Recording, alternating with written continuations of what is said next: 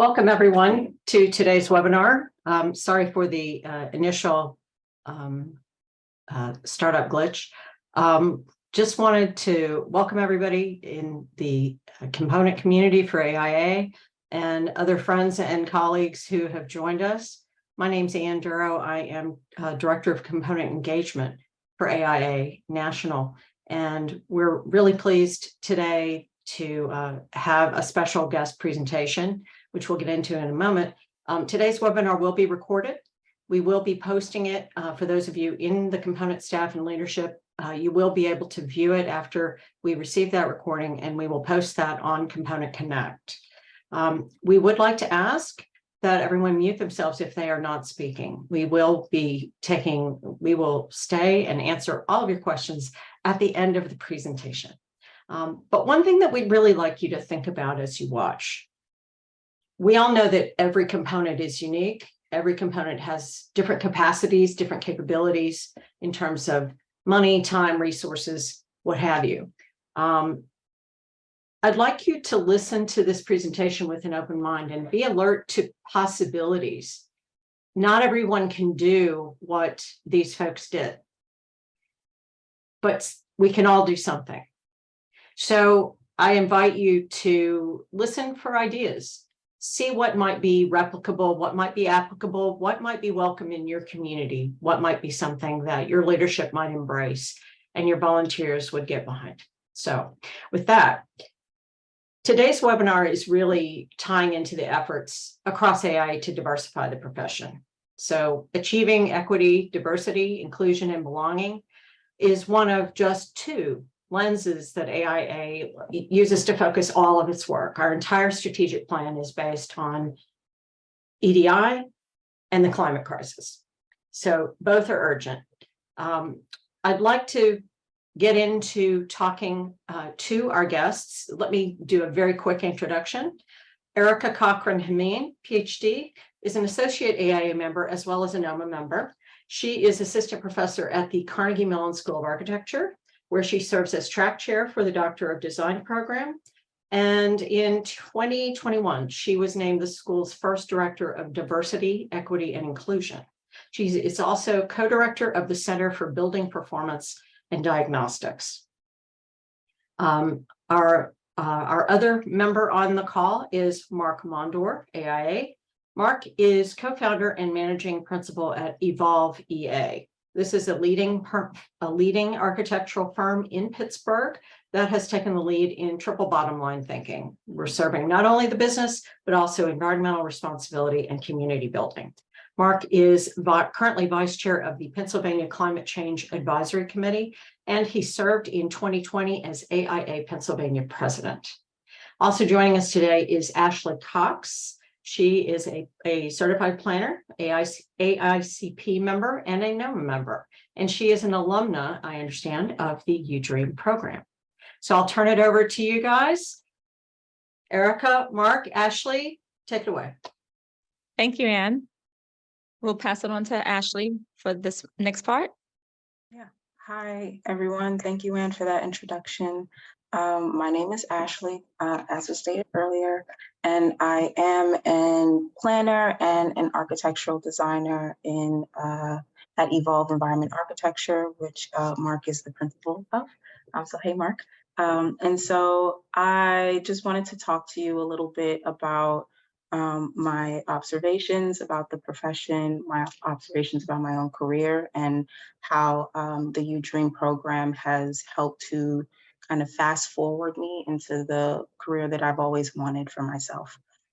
So I just wanted to start by saying that the design profession has evolved since its inception, thousands of years ago. We are being asked to think about way more things now than ever before, things like environmental stewardship and flooding issues and climate change, or social responsibility, and thinking about who's participating in the design conversations, and cultural competency in terms of how we're talking to people in context of a broader neighborhood, and how those things fit into a design process and a design product. And so when the design profession is thinking about these things, you need the best and the brightest talent to do that. And I think that AIA has done a lot of work to think about what some of those barriers are for people entering into the profession, because we want the best people to do this work and be passionate about this work. And so there is a large talent pool we've struggled to tap historically. And I think that the UDream program is well suited to address some of those concerns. If you could go to the next slide. There are, I want to say that 16 to 22 is a pivotal moment in someone's life in terms of their profession and where they move. And the UDream program situates itself in this very key pocket where people are deciding what they want to do for the next 20, 30 years, and connecting people with networks, resources, information, and just having a community around you that supports you in the way that you want to move forward. So I'll say for me, I didn't know that I wanted to be a planner before I entered UDream. And it was through that program that I understood how much design could do and design thinking could impact communities in ways that I didn't think of before. So, I just wanted to thank you so much for UDream for that. And I want to pause for a second now that we've kind of discussed a little bit about me. I want to turn it to the kind of presentation itself. I have a quick pause for a quick survey, and the link to the survey is on the screen, but it's also in the chat now. So if you want to take a couple of minutes to just tell us a little bit about yourself and give us some feedback about the presentation or the concepts, and we'd be really appreciative for that. So, while you're doing that, I want to present really quickly. They'll present themselves, but just to introduce Erica Cochran-Hameen and Mark Mondor, two people who have been very instrumental in my growth, and I'm very happy to present them to you. So thank you, guys. All right, thank you so much, Ashley, for that fantastic introduction, and thank you, Anne, again. So absolute pleasure to be here. My name is Dr. Erica Cochran-Hameen, and with me, Mark.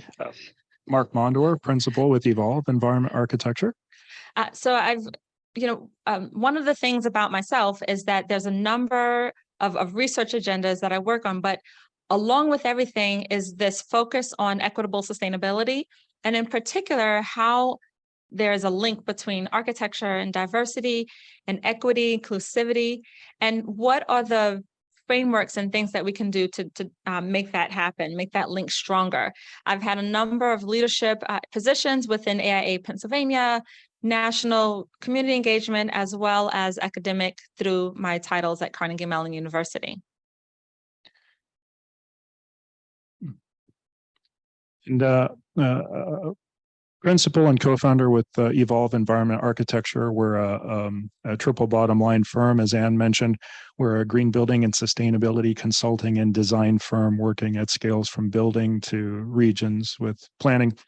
And with the American Institute of Architects, a lot of my personal work has been with regards to the Committee on the Environment, as working on the Pennsylvania Climate Change Advisory Committee on behalf of the AIA, chair of government affairs, where we passed some influential legislation in Pittsburgh, which is really a hydrocarbon state. As president of AIA Pennsylvania, we were able to expand our thinking along the lines of the two poles that Anne mentioned with regards to climate change and EDI. And also currently serving as appointee to the National Climate Action and Design Excellence Committee. So this story begins a bit with AIA Pennsylvania, where we were a few years ago working on the strategic plan back in 2020. So you might notice Bill Bates there in the front row. So as president, we embarked upon a 2020 to 2025 strategic plan where we worked on the mission, vision, and value of what we're trying to do as an organization. And looking very much for health, safety, and welfare, of course, which is the canon way back to 1857, but of the built environment and the public, and looking at the relationship between energy and environment and the equity of architecture and equity of the workforce and clients within it. The idea of improving the value of the built environment throughout. So as we got going, and this was 2020, there was a global pause where we all had to endure a global calamity. So it really forced us to kind of sit back and look at the big picture and establish our plan. But then, of course, halfway through that year, the George Floyd tragedy occurred, where we really took a look at what we wanted to do as a committee. And it wasn't thoughts and prayers. It was actually trying to do something. We created an inclusivity intention statement and really doubled down on the commitment, not just to the environment, but also to equity within the profession and within the areas where we serve. So we created a getting there. Okay, good. So we created a equity, diversity, and inclusion committee. We sought assistance from Mary Margaret Zingren in Minnesota, and Steve Swarney gets a huge slice of credit for this as executive director of AIA Pennsylvania. But we got the committee going in pretty short order because there was a lot of effort for what we were trying to do. And this is in line with the plan that we had. But the idea is that the Equity, Diversity, and Inclusion Committee wanted to work on two things, trying to increase the demand for architects of color and architects of gender, as well as create the supply of candidates for of gender and color. So this is some of the work that we started on, establishing metrics that we wanted to track. And so these efforts that we embarked upon ended up becoming national resolutions in 2021. 2021.1, conducting research into investments made in underserved communities, looks at that very issue. The demand for architects of color and gender. And as a matter of fact, that's a parallel research effort that's going on right now where we're awaiting some conclusions this year through the Institute. And the other twin resolution is promotion of the UDream program. And this is specifically based upon the idea of creating a supply of trained candidates of color and gender in that brings us where we are today. Some of these statistics may not be of surprise to many of you. Nationally, 22% of AIA membership is made up of women. Fewer than 2% of AIA members identify as Black. And when you overlap those two, we end up with 0.6% of Black women as constituents of our entire workforce. So obviously, this is something that needs a fair bit of work. As Ashley so excellently stated, this is a potential that is lying in plain sight, that is largely going untapped. And it's not just as easy as saying, okay, we're going to change our minds now. It's a long process that we're trying to undertake here. So one of the things that we started looking at is what is the pipeline from kids, school kids, all the way through into high school, into college, into licensure practice. And it's not over until you have a piece of the pie, until you're actually part owner, until you have ownership and you have some stake in the game. We came to realize it's not a pipeline, it's actually a pathway. So this is what we're really trying to look at, is how to get more people into this overall pathway forward to where we can get to these sorts of goals. And we want to give Gensler credit for this slide because they really came up with a lot of it, Chuck Coltharp in particular. But you can see the different organizations nationally and locally in our case that had to do with the different sectors here. So the UDream program, as you'll learn about here, it really looks at college moving forward. And so this is something that we hope you'll learn from. So with that, let me turn it over to Erica, who is the authority on UDream. Thank you so much, Mark. And thank you again, everyone, for coming in today. And so where we want to start is the issue. Mark talked about where we are when we look at what the numbers are in terms of racial demographics for registered architects. I'm here at Carnegie Mellon. One of the challenges that we have is also looking at what's the diversity of our graduates, from bachelor's to master's degrees to doctoral degrees.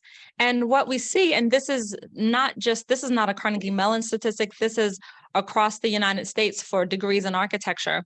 And what we see is that underrepresented minorities, in particular Black and Hispanics, have a small portion of the degrees granted. And that happens whether it's bachelor's, master's, or doctoral degrees. If we look and say, what's the 10-year trend? It's pretty steady. So it's not really increasing a lot. And if you remember just a couple of slides back and you saw what's that percentage of Black people being registered architects, it's even smaller than the number that's graduated. And then if we say, what's the number for Black women, that's even tinier and smaller than when we look at who's graduating. And so then we have to start asking these questions. What's missing?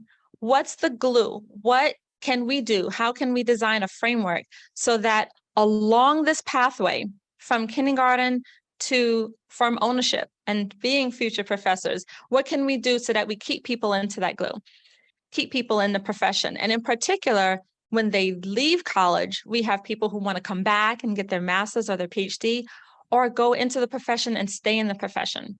And so the question is, how do we stop these trends and increase and change it? So we want to change the trend so that we can push towards more diversity and equity and inclusivity. So that's what we came up with the UDream program. And so if we look at it, it's an academic and job placement program. What we're doing is we're targeting recent graduates they're talented, they're just absolutely amazing, people just like Ashley, and graduates of architecture, urban design, and urban planning. We have a very competitive admission and interview process, and we focus particularly on underrepresented candidates. So our mission is to increase diversity in the profession of architecture, urban design, urban planning, city planning nationally. So while our specific focus is here in Pittsburgh, we also have a bigger purpose, which is just looking at how things are going across the country and what are the things that we can do. How can we provide mentorship and development and leadership skills into candidates so that they enter the workforce and remain in the workforce, but are also successful in the workforce? So what's our vision? Our vision is that we want to have a profession that's more representative of the diverse communities that make up the country. So UDream is conceived as a bridge. It's a bridge to provide resources to very talented, promising young people to enhance their educational and professional development and keep people in the field of architecture, urban planning, and design. And so we look at this not as, I always say, we're not creating worker bees, we're creating leaders. We're helping to foster and facilitate leaders, to create more professors, to create more firm owners, to create more leaders throughout the country. So, and our long-term goal is to be able to say, how can we take this proven framework and pathway and share it nationally and say, how can this program that we've used for a number of years be utilized all across America so that we can start to see that change of not just diversity, but also of equity and inclusivity. All right, so what is the model? Let's talk about that. Our slides are a little slow from when I click. All right, so the first one is the admissions process and the placement. And so what we do is we're looking for recent graduates or people who are about to graduate from school, those in their last year, or they graduated just a year or two ago from either a bachelor's or a master's degree in architecture or one of the allied professionals. And they fill out an application, there's letters of recommendation and an interview process so that they can participate in the UDream program. Once they're placed within the program, thank you, the students are accepted. And then what we do is during the summer, we have a 6-week session. Some call it grad school boot camp, but it's a session of time where we have a number of courses, digital media, GIS, professional development, sustainability courses. Design studio is also one of the key aspects because it's a way to integrate people who are just coming into Pittsburgh into the community. And so they're working in groups to work on a project that's going to provide input for where they get to get input from the community and provide design services for a local community. Our goal is, again, we're trying to increase that pipeline, increase the pathway. And so it's very important that all of the things we're doing, you'll notice professional development is something that is repeated over and over and over again, as well as community engagement. It happens over and over again. So you might hear us talking about professional development and community and equity quite a bit through this presentation. In addition to the 6 weeks of courses, another important aspect is community service. Here you'll see a picture from some of our UDream alumni a few years back, and they're working with local people in Pittsburgh on a community project. What better way to get people to love a city and to move and decide to stay and say this is where they want to grow their family, this is where they want to start a business, than to meet people in that community, get your hands dirty, do projects with them. And so we do a number of projects, from gardening, from working with K through 12 young people, because it's also important for young people to see others that look like them, that are just maybe a couple of years older than them, someone that they could see as an older sibling and say, I could do that too. And so we spend 2 weeks of working within the community. And then also throughout the time of the program, there's constant opportunities for community engagement and community service, and being able to talk with people in the community one-on-one and in group settings. The fourth aspect is professional development. Actually, this is a picture of Ashley, our wonderful introducer. This was a few years ago. But one of the things that you'll notice here is we talk about professional development. I said a lot, but what we want to do is to help create leaders. And so the UDreamers have opportunities while during that 6-week time to hone their presentation skills, to hone all of the skills that we know are going to be required to be successful at a firm. This professional development continues even once they're placed with firms, and they're continuing to stay in Pittsburgh because we want them to feel welcomed. We want them to be successful at the firm. And so we're constantly just working with people who are just new to the city to say, how can we help you? How can we help you with leadership training and professional development to make sure that you are successful at your firm? The firm placement is also another key aspect. We do a multi-step interview process, but the key aspect of it is that the UDreamers actually interview for about 10 firms, and then they rank their top 3, and the firms rank the top 3 people they met with.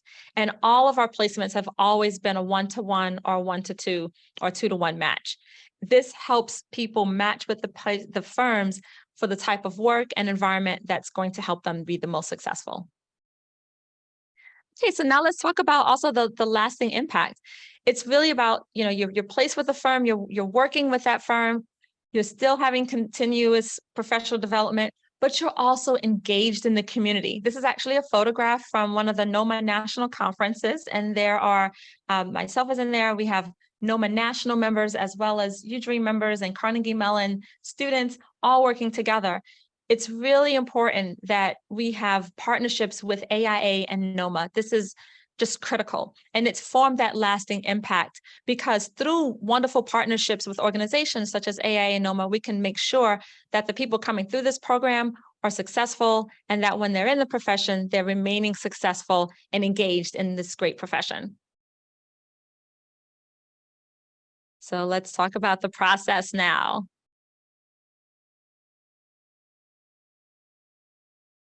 It's a 5-step process. We like to keep things, I mentioned I'm a faculty at Carnegie Mellon University and also a DI director for our School of Architecture. And it's very, as an academic, one of the things we always want to talk about is what's the steps to do this? How can we make this happen? So it's broken down to just 5 simple, easy steps. The first step, and this is the most important thing you need, if you want to have a UDream program in your neighborhood, in your region, and everyone can do it, the one thing you have to have, no matter what your setup, is an advocate. Your advocate can be someone from AIA, it can be someone from NOMA, it could be someone from industry, it could be someone from a university. You just need one person who has passion, who believes in diversity, equity, inclusivity, and wants to be your champion. Once you have that, everything else is just sprinkles on a cake, and things will work out. So once you get that advocate, your next step is to seek allies and partners. Mark and I do a lot of talking together, but it's because you just accomplish so much more when you can work with great partners. So you reach out to organizations such as the Green Building Alliance, you reach out to your local universities, your industry, your firm owners, government and non-government organizations. and you form partnerships, your foundations. In Pittsburgh, we have been absolutely, it's been a wonderful opportunity that the Heinz Foundation has really been helping us, which leads us to step 3, which is seeking funding. For us, Carnegie Mellon University and the Heinz Foundation have, and industry, AIA, have been our just huge supporters of the UDream program in terms of effort and time and also finances. But it's not always just about money. It's also about time. Sometimes someone can just donate books. They can donate their time. They can give you in-kind services. And so don't say no to things. Everything has a value. And that's why if you have those allies and those partners, it makes seeking that funding even easier. Step 4, market and recruit. So you got to get out there, pound the pavement and recruit amazing people. One of the keys to recruiting is to make sure you're also engaged at AIA and NOMA national and local conferences, that you're speaking with deans and department heads and DI directors of your HBCUs and MSIs and all universities across the country, and making sure that you are able to recruit the best and bring them to your city. And so then your last step after you have the people, do the program. So 5 easy steps. But remember, that most important thing is to have the person with passion that's going to be your advocate for the program. So let's talk about results. These are results that we saw in Pittsburgh. The results may vary in every region, but here's what happened in Pittsburgh. For the years that we ran the UDream program, Pittsburgh witnessed an over 400% increase in underrepresented minority professionals in architecture and architectural related fields. This is a photograph in our College of Fine Arts right here at CMU's campus. And the UDreamer next to me, she remained in Pittsburgh for a number of years and then left us, but went over to Harvard to do her doctorate degree and become a PhD. So again, it's really about creating those leaders and increasing this percentage of professionals. And we see this in Pittsburgh, but our goal, again, our vision is for this to happen and be replicated across the country.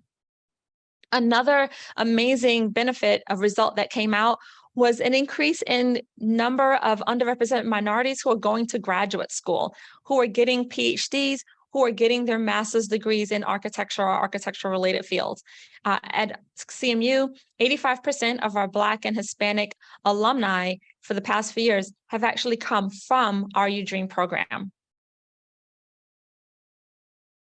Job placement. Our goal was to change the face of diversity because it was only about 3 or 4 Black people. Bill Bates was one of them in the city before the UDream program. And so our goal was we wanted people to come, to fall in love with our city and to stay. From year to year, we saw it range from 35 to 63%, but on average, over 50% of the people who came to the program decided they wanted to make Pittsburgh their home. And we hope that you're able to take these frameworks, these ideas with you, and then be able to bring in new talent to your cities so that people have invested and make your city their home as well. And pipeline. So one of a big program is the NOMA Project Pipeline program. And so when we first started Project Pipeline, we had small numbers. By 2019, we had about 70 young people. And so you'll see all the young people in middle and high school in their red t-shirts, and the NOMA members, whom the majority of those NOMA members are UDream alumni, in the Black t-shirts. And this is here on our campus at CMU, working and sharing the joy of architecture with young people and getting them excited so that they want to major in architecture and then stay in it as a profession. Another amazing outcome that came from it is from Savia Hadari, who became the first African-American woman to be licensed as an architect in Pittsburgh, Pennsylvania. She is from the first year of UDream, the first year UDream cohort, and we're just absolutely so proud of her. She also enrolled in graduate school and received her master's degree in architecture, engineering, construction management, a joint master's between architecture and civil engineering at CMU. And she's out just doing great and absolutely amazing things. And one of our other benefits is that we were able to reinvigorate the NOMA chapter in the city. So our first president, when everything we started, was Bill Bates. And many of you know Bill Bates because just shortly after we restarted this and he became our president here in Pittsburgh, he became the national president for AIA. Thank you, Bill. Awards. So there have been a few awards. One of them was that the NOMA Pittsburgh chapter, which is mostly UDream alumni, was recognized for excellence and outstanding work as a chapter. And then I received a Presidential Leadership Award at the 47th National Conference for NOMA. Additionally, within the AIA National. Okay, here we are.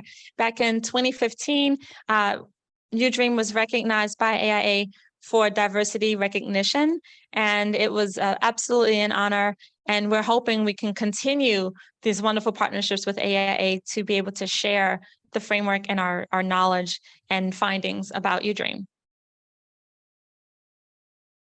All right, I'm gonna take a pause and hand it over to Jenna. In the beginning, a few years ago, back in 2008, there were only about 3 or 4 Pittsburgh, and there had never been any African-American or Hispanic-American registered within the city. One of the key things that was discussed was, how can we change this? How can we increase the face of diversity within the field of Pittsburgh? And so the UDream's approach is exactly the right one, which is to develop these skills and develop this confidence and develop this body of work that's necessary in order to prove value within firms. And one of the great benefits that also came out of the UDream program is the underrepresented minority representation within the city of Pittsburgh increased by over 400% in just 9 years. And also in terms of representation within Carnegie Mellon's graduate school, 85% of the people that came into our graduate program were from the UDream program. All in all, it's been good for the region because it's put it on the radar of many young candidates who might not have otherwise thought of Pittsburgh. And so all of that together made for a rich experience for the candidates, no matter what they ended up doing after the internship. Oftentimes in Black communities, there's a lot of disinvestment and you don't have people that are willing to advocate for these communities. What you end up with is subpar development. So it's just important to me to use my expertise to make sure that we're not just giving people buildings, but we're giving them like great facilities that they could use for years to come. UDream is a very purposeful effort to diversify specific fields in architecture, urban design, planning that have historically been not as diverse as they should be or frankly want to be. The future of urban growth has been in Black neighborhoods, in neighborhoods of color. And when we see communities trying to envision what the future of their neighborhood is, at the front of the room, the designer, the planner in Pittsburgh has traditionally been white. We really wanted to work with Carnegie Mellon University that was attracting international students from around the world, but we wanted to work with them on being very purposeful about, can we change that? Well, the UDream program is a program for the benefit of actually Pittsburgh architects, urban designers, and actually residents to explore opportunities for Black and other young people of color who come to the city and who can add something dynamic around their experience. I can speak from personal experience, but also from what I see in my students year after year. As a minority student, it's hard to get that first job. That first job matters not as much in terms of the pocket money, that's not what the first job is about. Getting your foot in the door into the industry helps you understand, hey, I can do this. My education was of value. For us, UDream was a way for someone to get their foot in the door very easily. I know that there were 4 or 5 years where 4 or 5 students every year were heading up to Pittsburgh. I spent a lot of time, trying to find a job, and I really didn't know how I was going to get back into architecture until I heard about the UDream program, and I just decided to apply. At the time I was living in Atlanta, I broke my lease, threw my stuff in a storage unit, and just took the chance and just kind of decided that, I was gonna come here and make the most of this program. The UDream program was really influential in a few different ways. When I attended the UDream program, it was 2012. We were kind of still in the malaise of the recession that started in 2008. So the UDream program was a great opportunity to understand better the profession in a more broader sense and scale, and basically do that for free, which was a huge help. We got a lot of kids that are just getting by school. They're just getting by to pay their tuition. And what UDream offered was a very comfortable transition from school to work, not only in terms of a place to work, but also where you're gonna live. So, I mean, it worked in many different ways. Being new to the city and not knowing anyone, one of the hardest parts is finding your family. And they literally bring a family together of architecture students across the country with you on this journey. So you had your cohort that you came with who are largely architectural students from across the country. And we're together every other day. We live together, we're going to class together. We're talking about our experiences of the city. We also had our studio project was interfaced with the Hill CDC and Marimba Millones.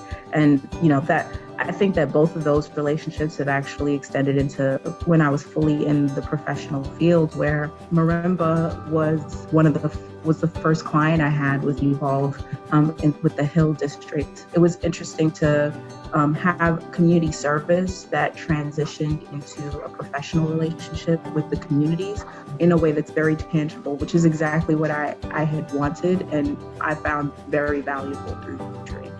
UDream did just a phenomenal job of helping to diversify the architecture field here in Pittsburgh. It's not often that you have people that just relocate without having any prior experience in the city to just come and be a part of the design profession. UDream did a really good job of just connecting the dots, right? Because on one hand, you had me as an interested design professional that was really looking to get a foot in the door, but then there's a city with all of these great opportunities and great communities that just really need people that have a different perspective to come in and just be willing to help out. For me, it just has been really transformative in my career because I don't know if I would have ever found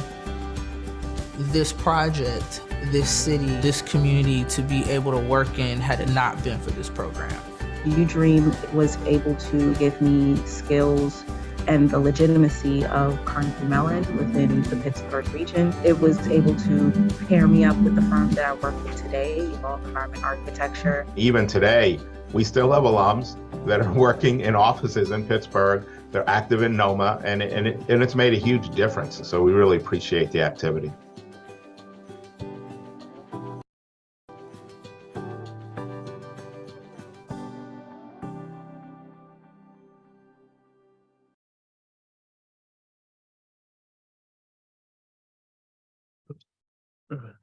So we just want to say thank you also to everyone, not also, the people in this video and including Ann Chen and all of just the whole team. I talk about teamwork, but everyone in this video, thank you very much for participating. So I'm going to hand it over to Mark now. Thank you. So yeah, one of the best things about that video, I think, is that Alicia was speaking from a space that she designed right here in Pittsburgh. And yeah, like Erica said, I want to give a shout out to Ann Chen, our co-chair, as well as the board of AIA Pennsylvania for funding that video. So let's wrap this up and talk about how you can take this model and apply it to you and your component wherever you are across the country. So we've given this a lot of thought as a model, and in fact, that's what the resolution was called, the UDream model. Your results will vary, of course, because this is a big, broad, wide country with 205 components. But the good news is that we have a kit of parts here and a system that works. Erica has just explained it. And if Erica has said it once, she said it 20 times, you need a champion first. You need someone who's really willing to carry the torch and advocate, someone who really is on fire with this idea, because sometimes you might be the only one who's doing it. But then moving forward with that, the more of these, the better. But having an architecture school is definitely a plus. Having a design community and ecosystem of design and construction is definitely a plus. Having a local AIA NOMA chapters to join is definitely a plus. Your ability to have your city as a desirable destination with things to do, things to see that are interesting, definitely a plus. Having a funding community, different funding, different foundations, different mechanisms exist in different places in different ways. That's definitely a plus. Corporate connections, the idea that there's an ecosystem of practitioners and builders who are interested in this program and are willing to help support somehow. Also, a support system of whether it's counselors, mentors, or just peer groups that are able to help candidates. And of course, the support just by generally explaining and having people agree that this program is a good idea and we're kind of all in it together. Pittsburgh happens to have a good community feel as a city. It's often referred to as a city made up of neighborhoods, which is great. And like we say, results may vary, different cities, different sizes, different settlement patterns. But one thing we are confident of, the more we look at this, is that the formula works. And if you try this program, results will happen. And some of the lasting impacts, scholarships have emerged. Candidates end up going to graduate school and deepening their involvement. They get involved in the community. They add tremendous richness to different firms and groups that they work with. Getting children involved is also a plus. A lot of them a lot of kids are able to kind of begin to see a pathway or at least a pattern between the ability to play with forms and draw and having that become a career. And so we believe that this program can be applicable to any city. And so our contact information is here for your consideration. But in order to keep this conversation going, if you are interested in doing this, first off, please fill out that survey that was dropped in the chat. We want to know who you are. Even if this program isn't for you, we want to at least know that you attended, because we want to track that. But better yet, if you do want to continue this conversation, we ask that you can communicate with us, but through Steve Swarney, our excellent executive director at AIA Pennsylvania, who has graciously offered to at least direct the requests. But if the best case scenario is that this becomes an ongoing conversation with many more stories to share in the future, as this movement, which has really been regional now, can hopefully become national. So with that, I think we want to try to open it up for questions. And I see we have Ashley and Anne on board with us here. So I think we've spoken plenty. Yeah, I'd love to hear some questions from the audience. So if you have any questions, please. I think we have a Q&A button I see there. Sure do. I'm not sure if I'm not sure if people are able to send it through the chat. So if you do have a question, just in case the chat isn't working, send it through the Q&A button, would you? We have a question from our good friend Julie Carpenter at AIA Cincinnati, and she's asking, is UDream itself, the program, incorporated as a separate 501c3 organization for your fundraising purposes? Or how did you funnel the fundraising in such a way that it was an attractive location for someone to send money? A great example. And this is where that first step with finding the advocate, and I think every city should do it differently. For us, Carnegie Mellon became that umbrella. So the money was funneled through CMU. Our department, our college, and our provost and leadership throughout the university were very great and gracious in setting up separate funding accounts specifically for UDream. My time gets covered by it, so they were able to also put time aside from faculty members where we're still able to be paid, but we're working on this. And then it gives us also time to be able to work with industry. So when industry brings in money, they're not worried about, oh my gosh, is all my money going to go somewhere? 100% of it goes straight to UDream. And so I could imagine that in some regions, they may need to set up a separate 501c3, but for us, we were able to do it directly through our university. Ashley, you want to take some of the others? I saw a question here about whether UDream was incorporated as a separate 501c3, and are you able to do the fundraising through that 501c3, or is there a separate mechanism? This is from Julie Carpenter. Right. So that and that's the one we just do the fundraising, when we talk about it. So we fundraise through Carnegie Mellon's umbrella, but also through our partnerships. And we have a number of partnerships. All of our industry partners, everyone helps us with all of our fundraising activities. We partner and team with other universities, but the money just kind of goes through CMU, but 100% of anything that comes in, it's going directly for the program. Great. But everyone in each region can really do it differently and set up their accounts as would fit for your cohort, for your region. Very good. Another good friend and member at AIA, and I know you guys know him, Chip Desmond.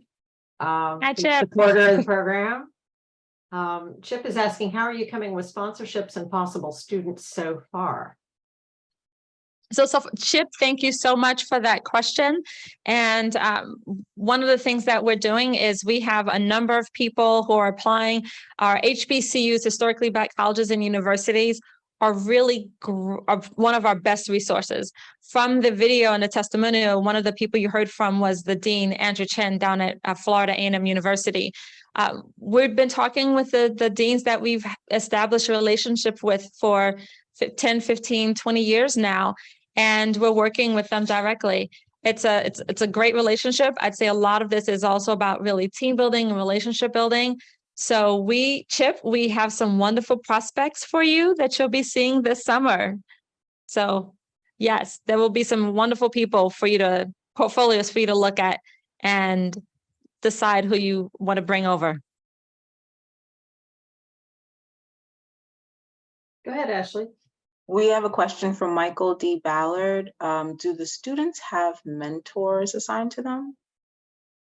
Yes, that's a great question. So what we do is we use a cohort of mentorship. It's not just each person has one mentorship, but again, in your region, I really recommend you customize it for your how it works for you. For us, we have a number of mentorships, a number of mentors.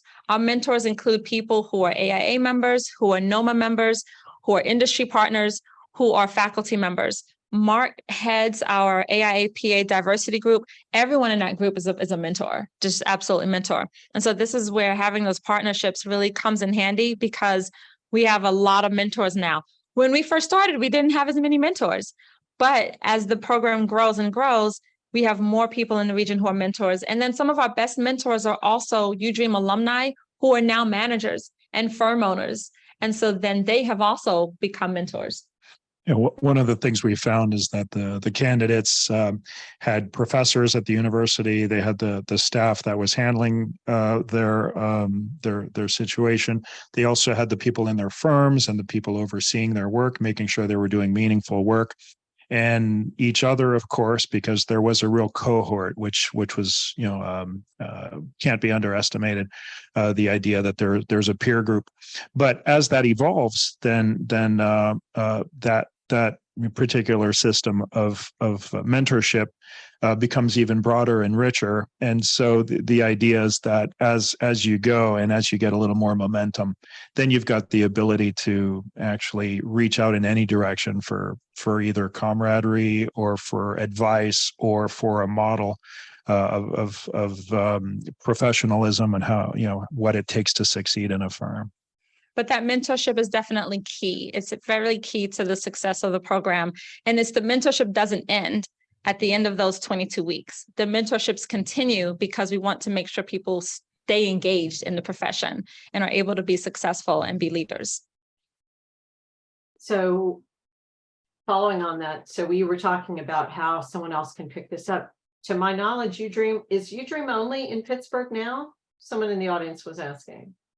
Right now, it's only in Pittsburgh, but we have heard talkings about other cities that might be interested. So I'm hoping that there are some other cities that are able to use this framework and use this model and keep it going and keep that expansion. And that's one of the reasons for this webinar, is so that we can share the information and just be able to provide assistance to other regions so that they can start their own UDream program. But I know there are other people who are interested in trying to figure out if they can do it. And the answer is yes, you can. Yeah, it would be great for a year from now or 3 years from now for there to be let's just say a dozen other UDream type programs around the country. And then next thing you know, you have a peer group that you can compare and contrast, and maybe that becomes a component of conference on architecture where people are able to discuss what works, what doesn't work. Nothing breeds success like success. And we're here to tell you that Pittsburgh's UDream experience has been a success, I think, no matter how you slice it. And so the idea here is that we're able to replicate that and, have different customizations as we go and learn from those. Thank you. We have another anonymous question about who the target audience is for UDream. Is it primarily for high school students or people who are in the architecture program or graduates? They'd like some clarification. Our target audience are recent graduates. And so we target people who are about to graduate or have graduated and been out of school for just a few years.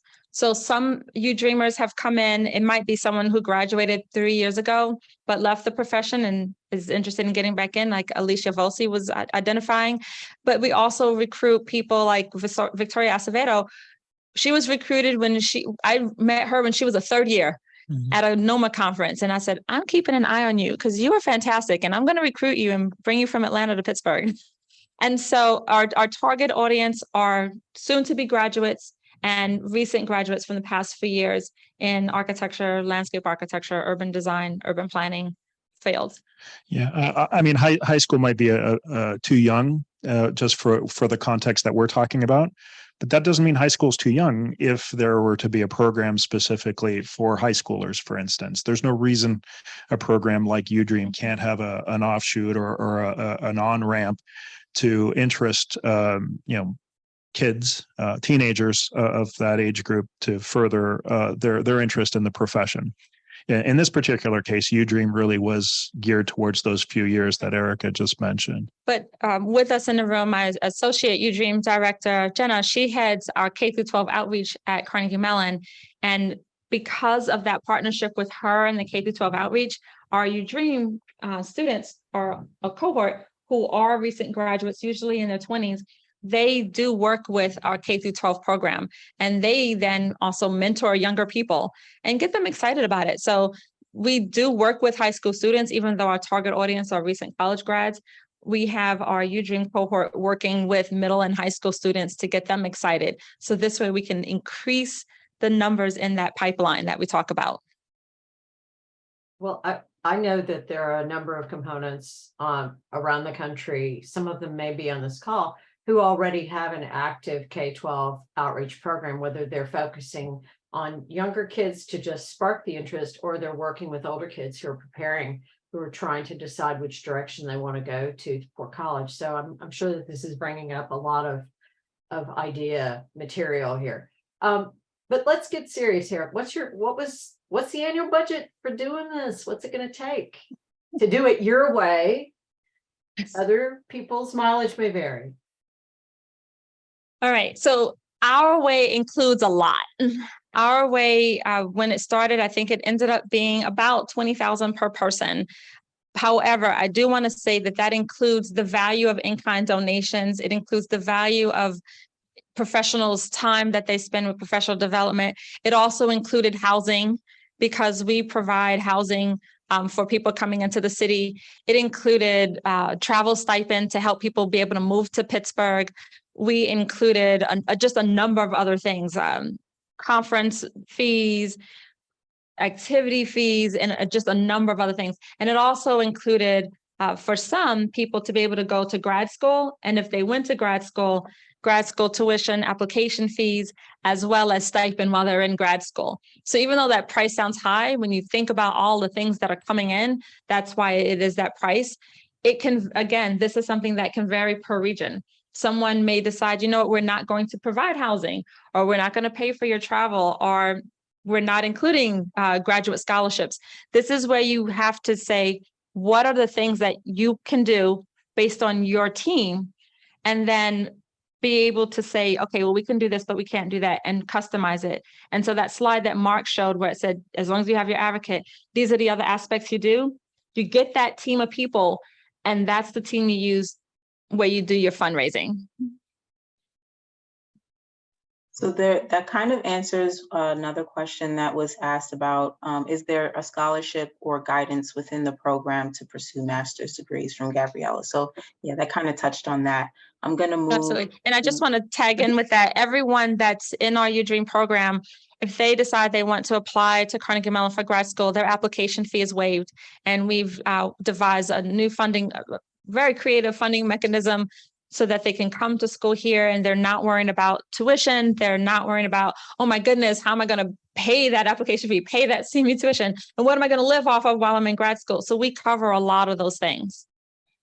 Yeah, that's extremely helpful to somebody who's just graduated, who's probably has a ton of debt, who is really trying to figure out what's the next step. And I want to make sure it's a good step, so the more of those types of friction things that you can eliminate or alleviate or help with, the better, because that helps make the program more appealing. Because candidates want to know that you've got their back. They want to know that you're thinking like them, and they want to know that be reassured that there's enough support, because it is a big deal to commit to this. And so you want to make sure that when you jump in with both feet, that you've got a receptive body that's able to really work with them and catch. And this is where our foundations, our university and industry partnerships with AIA have just been tremendous to making this work. So, and this might be something for a future conversation, but someone, an anonymous attendee, is curious to know if there are universities already interested and aware of UDream who could step in the way that CMU did. Are you already aware of someone? I'm not asking you to name names, but you've got targets. We have targets. We won't name it, Mark. No, I know that there's been some interest. There's one target that I do know about. So I'm hoping that they keep going with this. I think they'll have to tweak it for their state in their area. I won't say where it is, but I know of one, and I'm hoping that through this webinar there will be other universities. And please reach out to us, as university leaders, because I know some of the funding sounds maybe a little wild, but we've gone through a lot of trial and error to figure out how to make this funding work and ways that it can happen. And so I'm very happy to share the details of how to make all of that work through a university and navigate things. Thanks. And I guess this is a little bit of augmentation of that question. How might UDream work at an HBCU? Good question. I mean, I think at an HBCU, you still have partnerships. You're still working to bring people in to your city. You're still trying to, so you can still say, what city are you in? Are you working to bring and recruit people? So even though we are a predominantly white university and we're reaching out to HBCUs, and HBCU, that doesn't mean they know all of the minorities, I think, in the country. So you could still use some of those same models. Wherever your city is, there's still going to be some of the challenges. How do you help keep your graduates of your HBCU in the profession? How do you help your graduates be successful? And then what can you do through teaming up with other universities to help them be successful? When I talk about us working with other HBCUs, one of the great things about that relationship is that it's a partnership. We meet, we talk about the goals. It's not us coming to someone saying, we're going to tell you what to do. It's a partnership. UDream has been transformed and evolved over the years. And that's why now we want to share this framework, because we've done our trial and error and we want to share it. But one of the things of how it's evolved is because of those partnerships with HBCUs and getting that honest feedback from their department heads and their deans about what's good, what's not good, and what we should do for those students. So I think that holds true for any university, for any city, be you predominantly Black, historically Black, or predominantly white university. We still have those same shared goals of wanting success for our students. Yeah. HBCUs can benefit from diversity just like any other university can benefit from diversity. It's definitely a two-way street. So great. So this is a little bit of, this is an interesting question. It says, is there a leadership workshop for mentors and leaders of UDream? How much time is required before launching a program? And I would like to say that this question comes from none other than Winston Thorne, who's the second in command at AIA California. So you've got some ears here. I mean, from the professional industry sphere, we getting a UDream candidate was a commitment on our part, because we wanted to make sure we had a suitable, rich environment for them to come into and feel accepted, and that ideas and presence was valued, and giving meaningful, relevant work to do, so that, from that point of view, this was something that we had a lot of conversations with internally, a lot of conversations with the candidate, a lot of conversations with past UDreamers, because we had done this for a few years in a row. So from our perspective, and talking to peers, Chip Desmond spoke up earlier. Chip and I would have conversations about the candidates within our own offices. So there's that aspect of it as well. That's maybe the perspective from the professional side. Absolutely. I think one of the key things is that open line of communication with all of the partners who are in. So I know the firm owners of all of the places where UDreamers are working. I can pick up the phone and text them or call them. So there's an open line of communication. You want that feedback to be able to talk about what's working, what's not working, how is this candidate doing? Is there anything that we can do to help them be more successful at your company?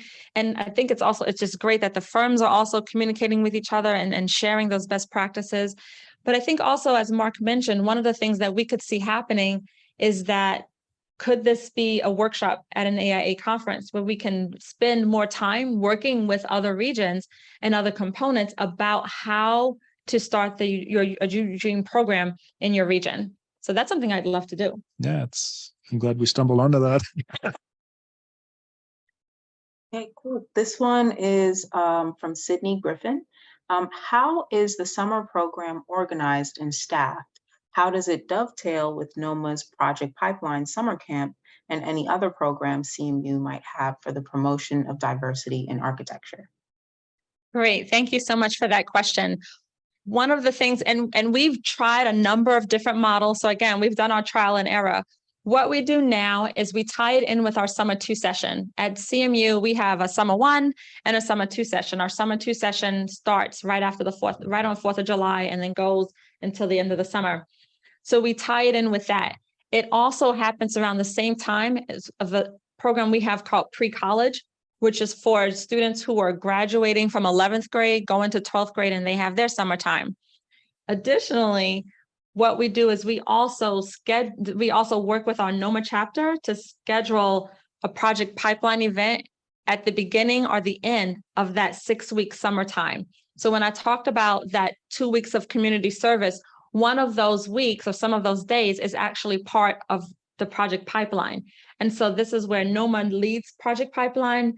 They schedule the event, but we, CMU, we host it with our services. We say you can use our spaces, our rooms, our campus. And so it becomes a very close relationship.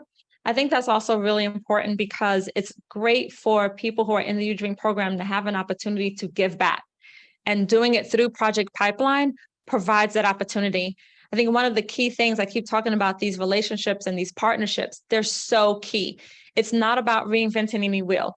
Project Pipeline exists, let's work with it. You know, those who have any kind of K through 12 or any outreach programs, we sat around in Pittsburgh and said, what are all the things we already have and how do we link them together so we can all help each other with the same shared goal that we have.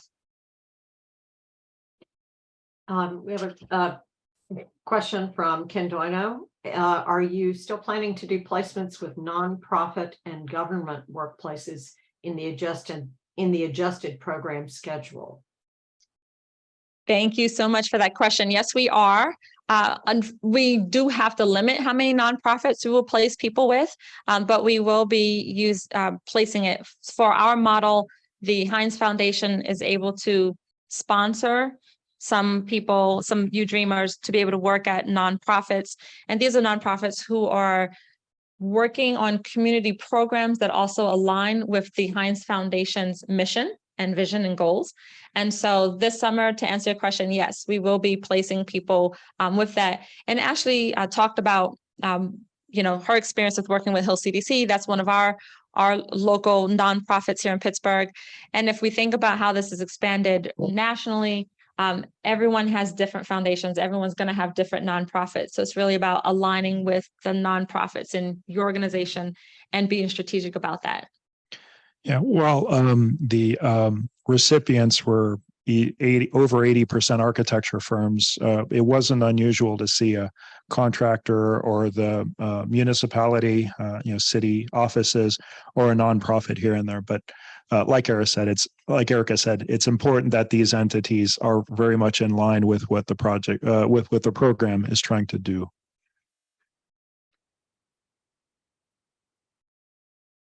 Ashley, you had some things that you wanted to address here? Oh, these questions? Yeah, there was another question from Nicolette Havrish. Will slides be available after the webinar? They're thinking about Syracuse, New York. Absolutely. Yeah. We will give you our slides. Yes, the video will also be posted. Yeah, I think we're happy to share everything you've seen. So whether that be the PowerPoint, the video of testimonials, or this overall voiced over PowerPoint, I think that's all meant for public consumption, right, Anne? Yes, we'll be happy to post it on Component Connect so that the community can take advantage of all that and share it. But we have the slides on Google, so we can send you a link for you to download.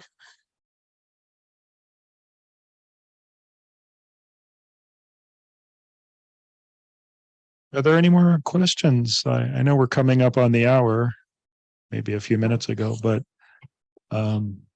Ashley, did you want to just dive on some of these? It looked like you had some things you wanted to talk about here. Oh, just marking them to say we were going to bring them up. So Okay. is it too late for firms in Pittsburgh to get involved with UDream this year? what a great question. That is a wonderful question. If you would like to be involved, please shoot us an email. Yeah, and hopefully everybody got Steve Swarney's email, swarney@aiapa.org. But of course, Ashley or Ann or myself or Erica, in the absence of that too, we will make sure that your request goes to the right place.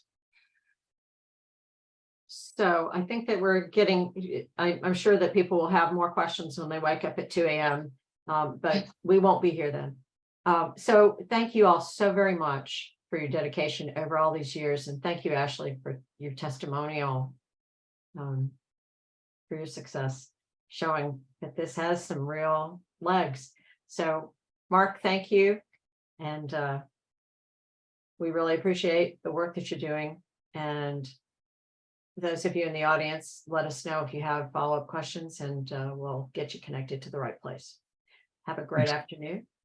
Thank you, Yeah, everyone. yeah. Thanks for joining us. Likewise, Anne, thanks for the national support. You bet. Have a good day, everybody. Bye.